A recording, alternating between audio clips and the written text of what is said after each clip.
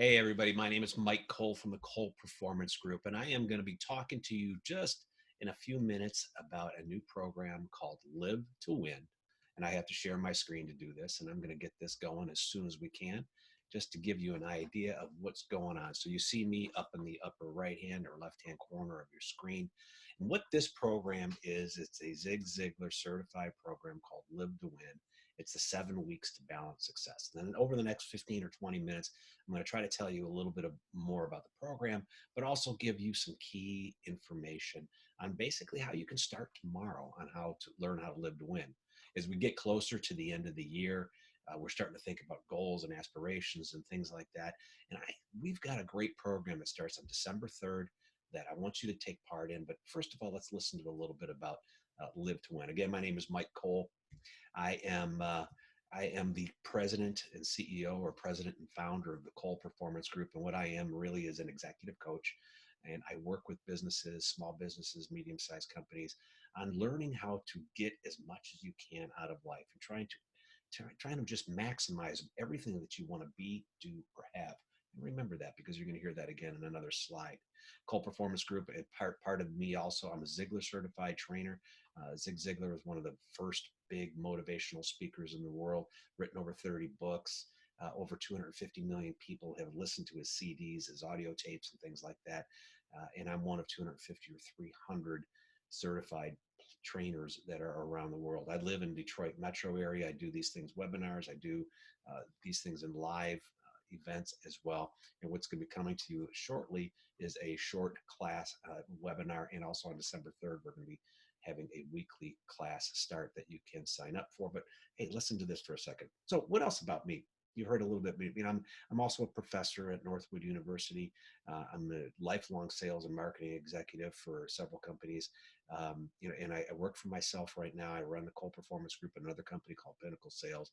But what else about me?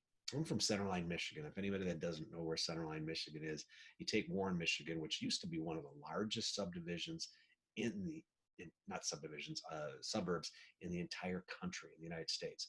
But Warren, it used to have 400, 500,000 people in it, but Centerline's right in the middle, right at 10 Mile and Van Dyke. Born and raised there. I'm a Centerline Panther. What else am I? I'm a Detroit Lions fan. In fact, you can probably even see my Lions emblem on my shirt. Yeah, I'm a diehard fan. I've been a season ticket holder for over 18, 19 years. Been sitting with this group of folks now for almost 16 years, and we don't even know each other outside of the Lions games. We see each other 8 times a year, yet we're great friends. That's a great thing. Yeah, I'm a Lions fan. I wish I could be a Patriots fan as well and have gone to a few Super Bowls over that same amount of time. But you know what? I really love my Lions and my Lions family. This is my lovely wife. As of the recording of this date, as of today's recording, we've been married for 28 and a half years. Yes, that's my wife, Joy. I actually think that picture was taken at the mall in Washington, D.C. a few years ago when during our 25th wedding anniversary year, we decided not to go on some 2 week vacation to Maui. We went on 5 day vacations, and this was one of them. And we actually took the kids on this one. It was great. Speaking of my kids, that's who you see there. It's Samantha and Alex. She's a graduate from Eastern Michigan University. I'm proud of her, and she's a kindergarten teacher. My son, who's a graduate from Michigan State University, now works as an inside salesperson for Thomson and Reuters, and excelling in his career as well. And now my new kids. There's Oliver on the right and Lacey on the left, who keep me fit because dogs like that have to walk every single day. And guess what? I get a chance to do between 5:30 and 6:30 every morning is walk those two lovely Labradors around the area for about 3 miles every single day. Anyway, well, that's enough about me. Why is that important? Why is it important? Because if you live to win, we can talk about lots of different things. We can talk about our career. We can talk about, if you look at the spoke here, or the steps here, you can talk about your mental, your spiritual, your physical, all of these different things. And that's what the Ziglar formula to success really is. Correct. There. So it's not just what I'm doing in my career that makes me who I am, but it's my family, my friends, my social, my religion, my spiritual, where I feel fit. Am I a personally physically fit person? Am I financially healthy? And if you are balanced, and that's the key word we're going to be talking about today is balance. If you live a life of balance, you can truly move from survival to significance. Now, we're not going to go over everything on this page, but remember I told you, remember, be, do, and have. Those are the three things that I want you to think about. What do you want to be? What do you want to do? Most people, when we start thinking about what do we want to be, what do we do, and our goals, we start talking about, I want to be the vice president of this company. I want a corner office. I want a six-figure salary. I want this, and it's generally around career. But you know what? We can ask questions like, hey, or talk to ourselves and say, hey, you know what I want to be? I want to be a good father. I want to be a good sibling. I want to be a good mother. I want to be a good, I want to be a good son or a good daughter. What else do I want to do? What do I want to do? I want to be able to go to charity events and help out things like that. And what do I want to have? And there's a lot of different things that we need to look at to make sure our life is in balance. I'm going to talk on the bottom of this infographic graphic, you see from survival to significance. Survival is that time of your life. Think of when you were a freshman in college and all you could afford was ramen noodles, and you didn't even have your first Netflix account, right? You were just living by the box after box of ramen noodles. And you got stability was that first or second job out of college, and you finally started putting a little bit of money in the bank, and things were calm and things were relaxed. And then you have success, and that's a big question. What is success? Everybody has a different mindset when it comes to success. Do you want a six-figure income? Do you want a family of 12? Whatever it is, but everybody's got their own definition of success. And then one more thing that we add to this chain of events is significance. And we're going to talk a little bit about that, but in real simple, what significance is, it's helping anybody else get from any one of these levels to the next level, helping somebody go from survival to stability, helping somebody move all the way to success, or helping that's when your life of success really truly becomes significant, if you can help people along the way. And that's what it's all about, helping our fellow man, being that type of person, right? And again, what is your definition of success? What is the fastest way? The first thing you need to know when you start talking about success and how do I get there and everything you want to be, do, or have, the first thing that's really, really important is your why. And what does that mean? What is your purpose? What is your why? I like to talk about the story of the bricklayers. And I went out to a construction site. I see three bricklayers. I walk up to the first bricklayer and I ask them a simple question. What do you do for a living? He says, I lay bricks. I build walls. And I go to the second bricklayer and I said, what do you do for a living? Second bricklayer says, I'm building a wall that's going to be part of a church. Okay. And I went to the third bricklayer and I asked him, what do you do for a living? He says, I'm building a church, which is a house of God, and it's the stairway to heaven. What's the difference between these three people? They're all doing the exact same job. The third bricklayer truly, truly, truly has a why, a very strong why.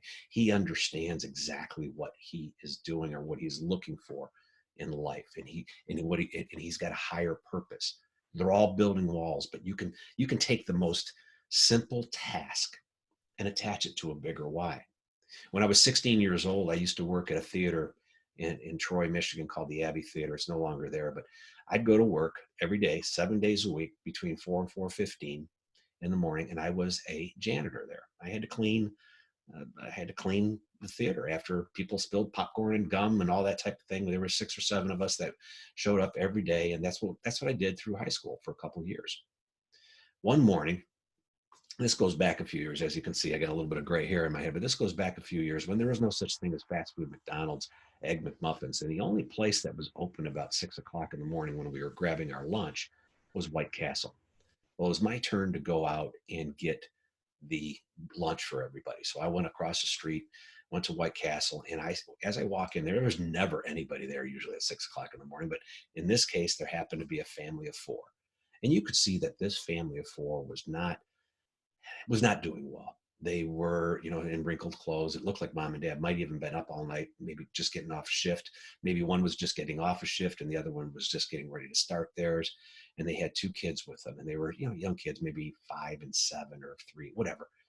And while I was waiting for my White Castle burgers for my crew, one of the children grabs mom around the neck, gives her a big squeeze and a big kiss, and says, "Mom, thank you ever so much for taking us out to dinner at this place for your birthday."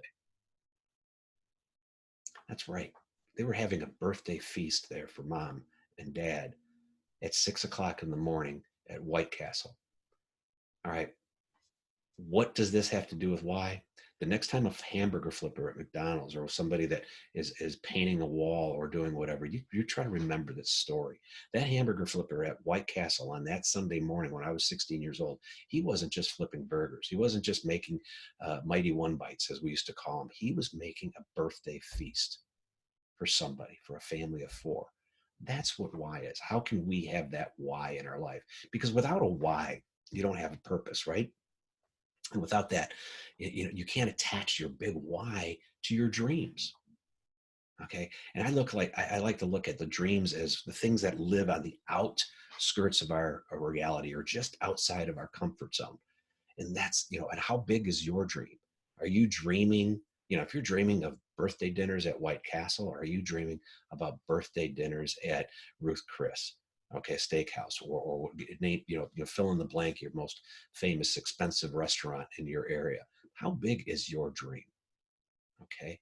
I heard a story once about a school that they built this brand new school, and they put this huge, $20,000, $30,000 playscape right behind the school. And they had this huge, huge, huge yard, hundreds of yards for the kids to play softball and soccer and kickball and doing anything like that at recess.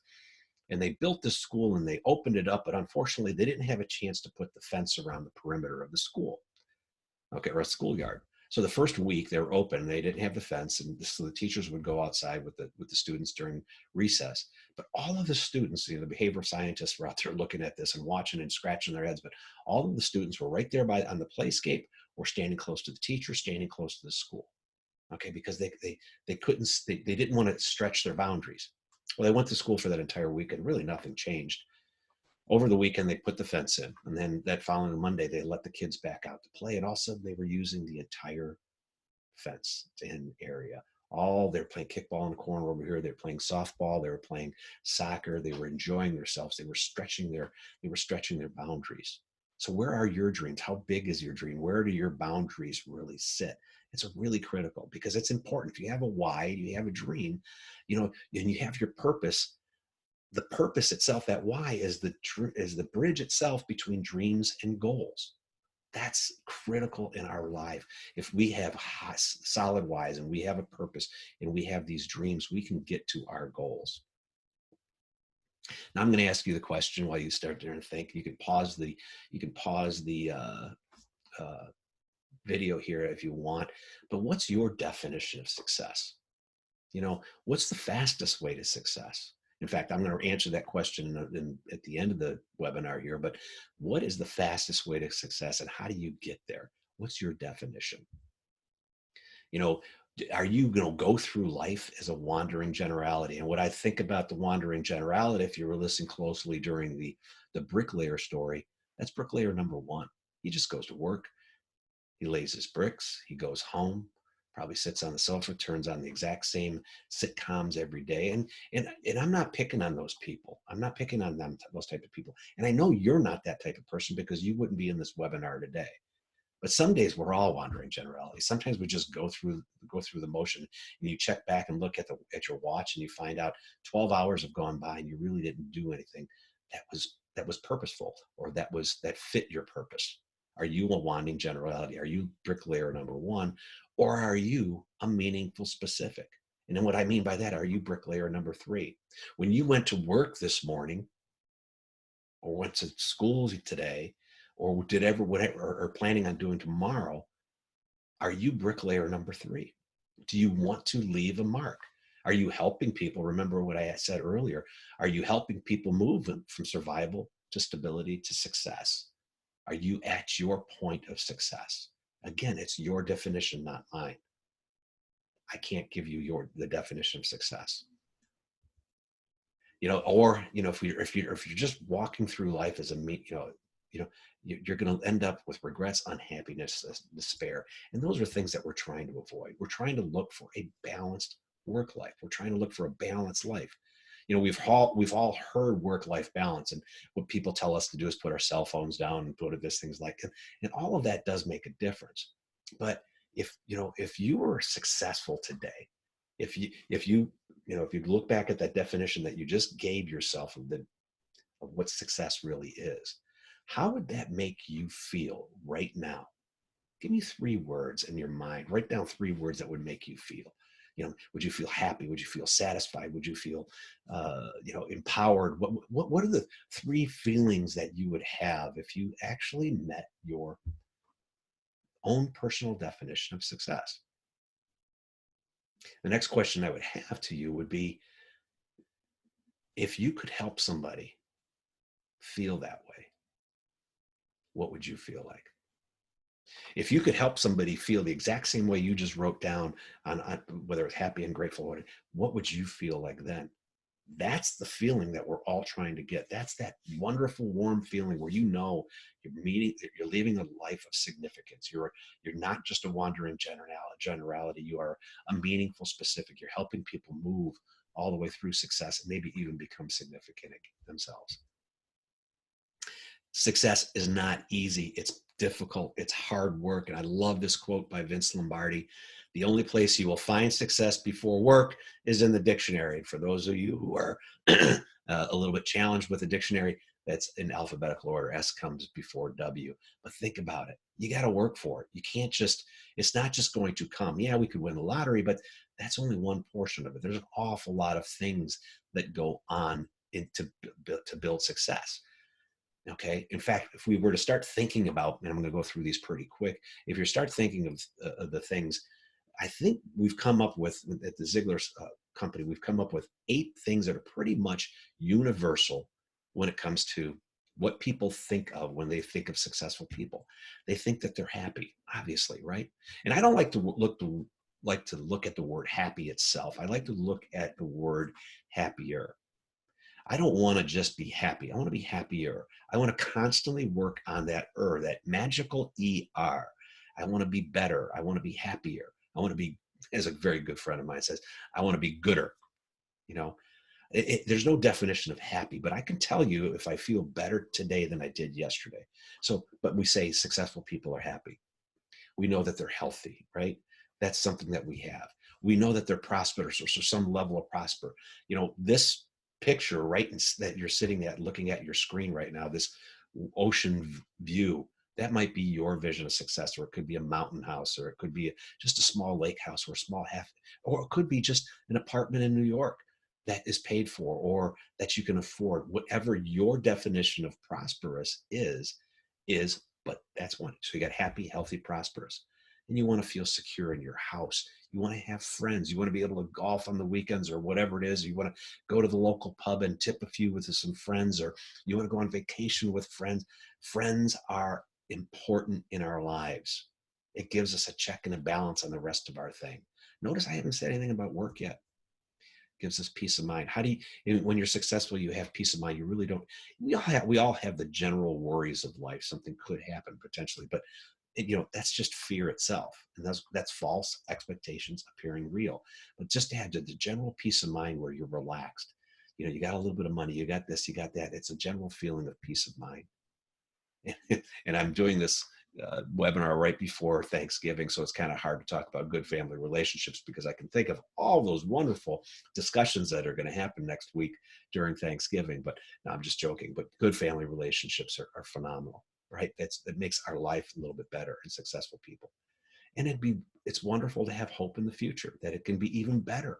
Remember, not just great, it can be better. If I work today on being better every day, I'm not comparing myself to anybody but me yesterday. And that's what hope tomorrow is. I can hope that I'm actually better and that I'm improving. There's lots of different ways to improve in our life, but hope in the future. So if you start thinking about happy, healthy, prosperous, security, all of these different things that make up success, I don't think you can argue that we all think universally that those are the 8 that we can cling to. And it's kind of hard to even find another one that goes in there. But my question is, which one would you want to just take away and throw away right now? Is it health? Is it happiness? Is it security? Do you want to have all the money in the world, but don't think that when you wake up tomorrow morning that there is no hope in the future, that your grandkids are not going to be whatever? Those are the types of things that these are the 8 things that are pretty important. And those 8 things are all, and this is a Ziegler thing also, it's called the wheel of life. Those 8 things all revolve around these spokes of life. If you look at them closely, the career, the personal, the physical, the family, the mental, financial, spiritual, they all figure into those other 8 things. If I'm thinking of myself personally as really good, and I've got good friends, and I've got good family relationships, and I'm healthy, and I've got a good career that's paying me well, or whatever, and I got a good mental health and mental fitness myself, and I have a spiritual being. And I'm not saying you have to be Christian or anything else.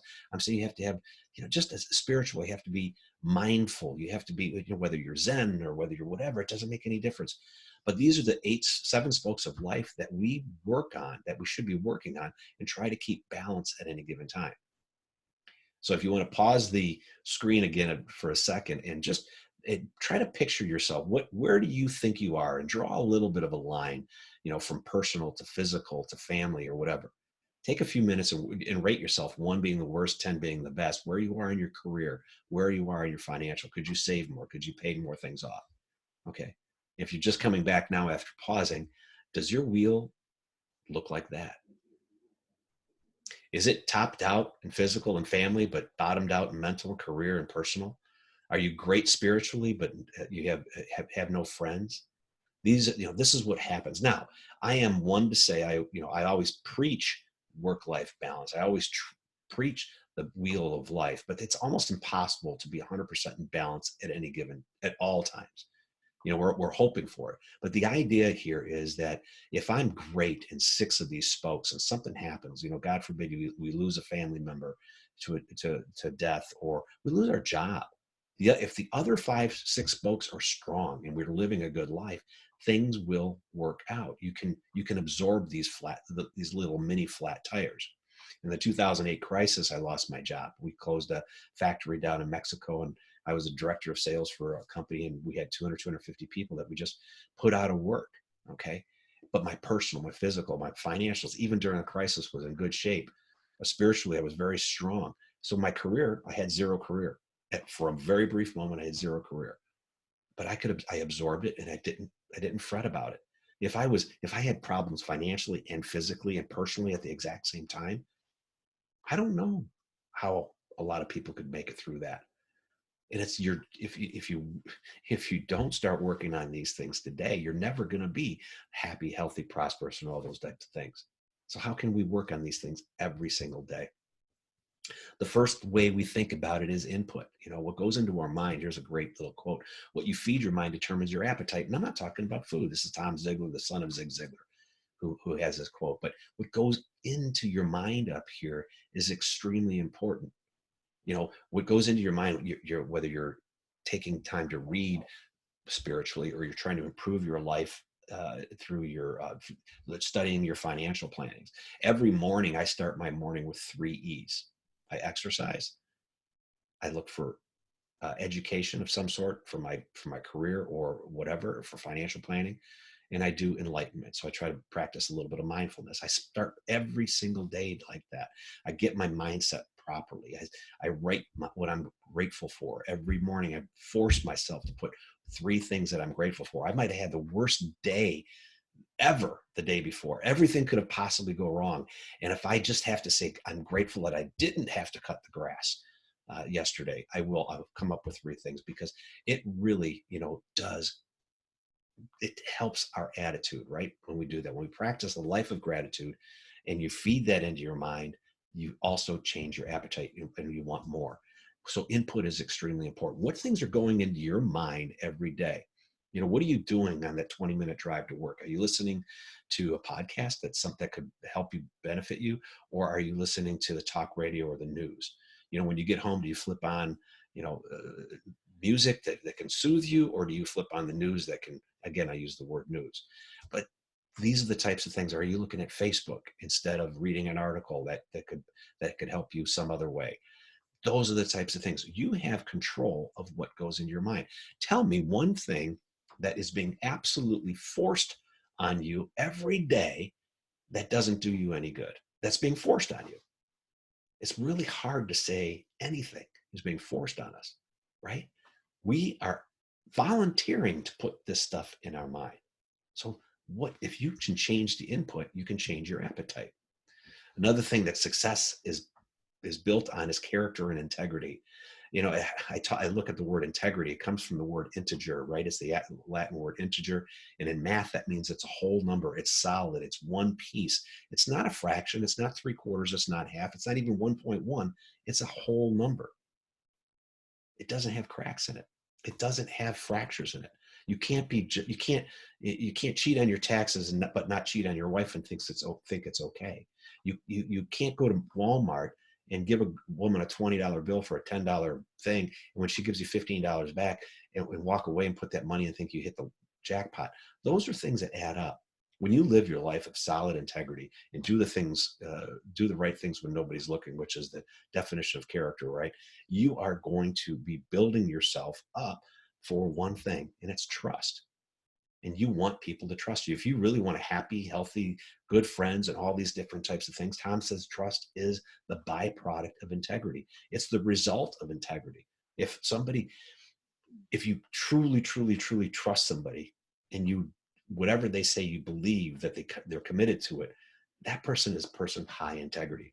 I like to look at this picture of El Capitan when I think of the word integrity. This is, if you don't know El Capitan, it's in the mountain range of Yosemite, right? And I don't remember the exact size of that mountain range, but it's like 230 or 240 miles long. Did you know that that's all one solid piece of granite that raised out of the earth several million years ago? From Northern California to Southern California, it's one piece of granite. Yeah, there's chips and there's cracks in it, but when you think of integrity, you think of solid, you think of trust. You're going to put anything on top of these mountains and it will not move.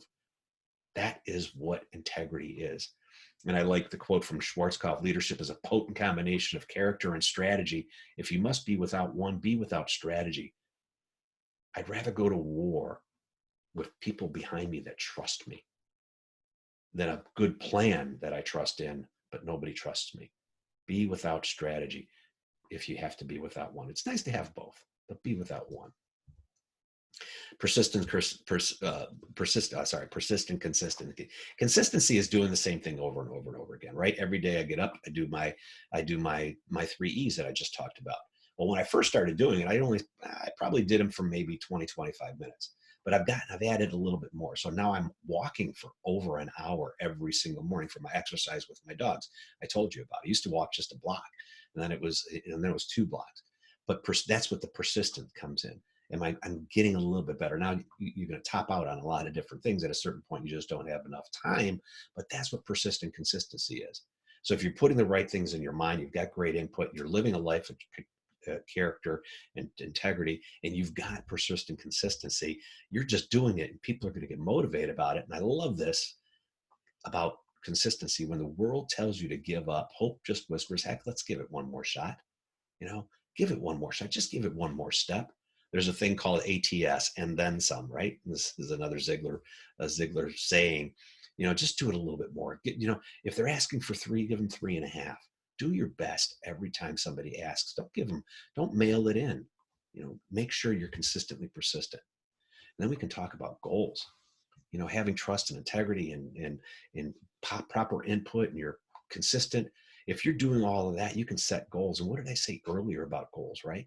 It's the end, right? It's after your purpose. It's after your dreams. So if you have good, solid dreams and you're dreaming at the edges of your reality, and you've got your good, strong why, and you're living your life all possible, all these dreams become realistic. A goal properly set is halfway reached. And if you don't start writing your goals down, you're not even trying. And every accomplishment begins with a decision to try. Eating an elephant is one bite at a time. All of those wonderful sayings that we've heard, but if you don't take the first step, if you don't really go out there and set goals and stretch your dreams and ask everything that you want to be, do, or have, how can you set a goal, right? If you just write your goals down, you're 43% more likely to meet it. Just simple writing it down.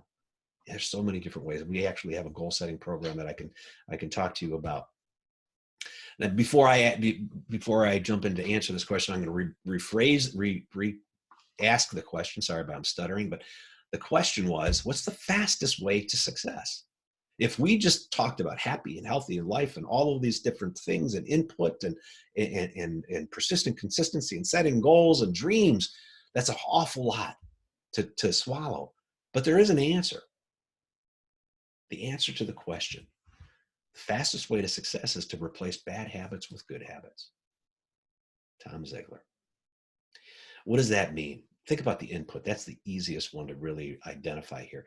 If we've got 15 minutes in the morning where we're listening to the radio and we just change that to listen to a podcast about career advancement or listen to a podcast about financial planning improvement or spent 15 more minutes reading an article about how I could be a better employee, or reading the Bible, reading a relationship magazine on how I can be a better husband or a wife. Take something out of your life and put something back in. That's the way to do it. That's the trick. Take these things out and do it. I only watch 1 hour of TV, excluding sports, 1 hour of TV a day. I watch the same show every day at 5 o'clock, Monday through Friday, and that's it. It's at 5 o'clock. It's on Fox. For those that have heard about it, it's called The Five. And that's it. That's my entire input of news on the radio or on the TV. I do read a small blog every morning, and I try to pick and choose the things that I read to try to stay somewhat abreast of the news. But I've taken all this stuff out. I have not taken the Detroit Lions out of my life, so I haven't taken all the negative things out of TV out of life. But you know what? I'm just kidding there. But the fastest way to success, ladies and gentlemen, is just take one habit at a time and do it, and help and manage it. Success of the fruit is good habits. Success is the fruit of good habits. Now, if you want your life to be in balance, and I said it's never going to be perfect, there are ways to do that. You can start focusing on these 7 spokes of your life. And again, you don't have to do everything at once. You can't start going to the gym, managing your relationships, improving your career, all of these things exactly at the same time. We don't want to go from one. We would love to be able to go from 1 to 10 overnight, but that's not how you do it. You've got to do everything incremental.